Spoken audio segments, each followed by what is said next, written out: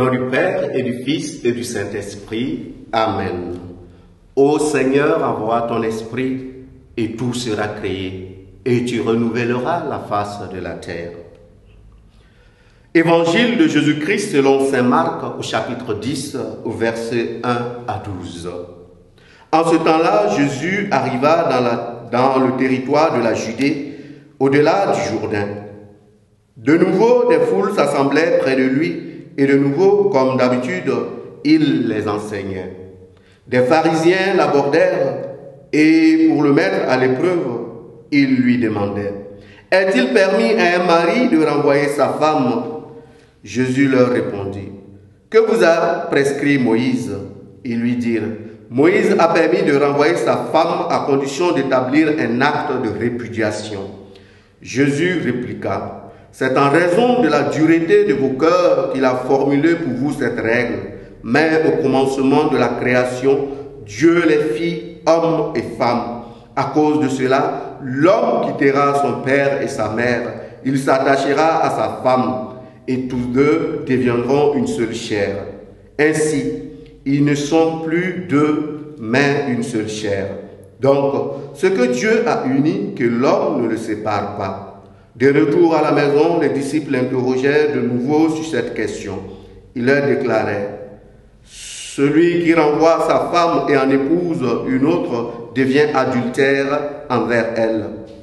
Si une femme qui a renvoyé son mari en épouse un autre, elle devient adultère. » Acclamons la parole de Dieu. Louange à toi, Seigneur Jésus.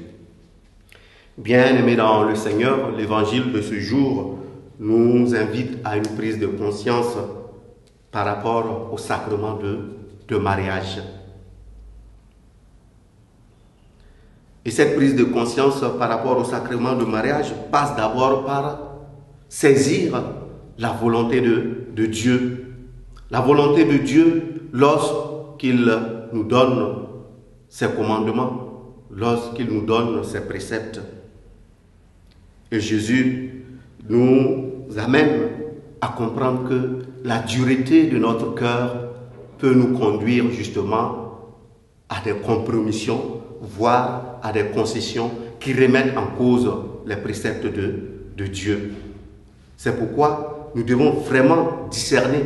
Aujourd'hui, nous sommes dans un monde où le lien de mariage tend à se banaliser.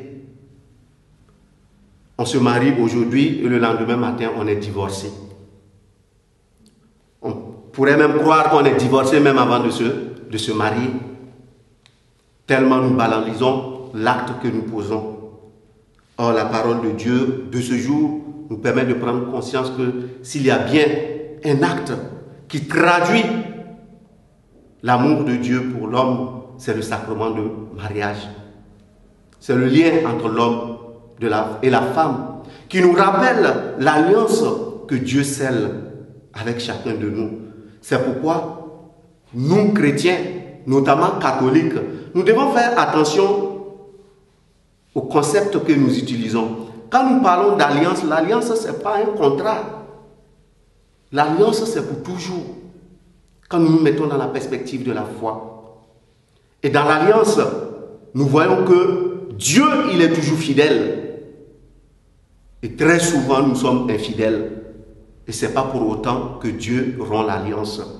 Et je pense que dans le couple aussi, il en est ainsi. Il peut y avoir des moments d'infidélité. Il peut y avoir des moments d'épreuve. Mais si nous sommes des chrétiens, si nous sommes des hommes et des femmes qui nous laissons porter par la présence de Dieu, eh bien, nous devons être capables de pardon et de dialogue. Et le pardon prend tout son sens ici. Le don par-delà la faute. Voilà ce à quoi le Seigneur nous invite.